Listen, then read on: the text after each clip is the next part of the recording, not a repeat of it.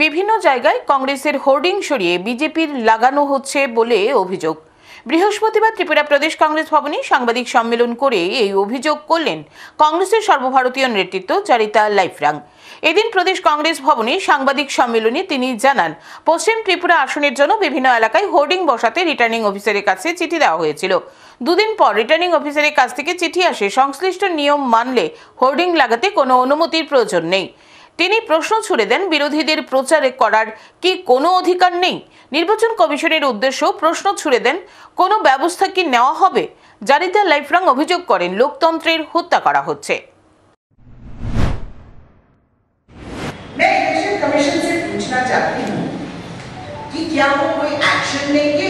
क्या विपक्षी दलों का भी हक है कि पूरे प्रदेश में क्या सिर्फ भगवानों का होर्डिंग्स लगेगी या फिर दूसरे भी जो हमारे विपक्ष के पार्टी है उनको भी हक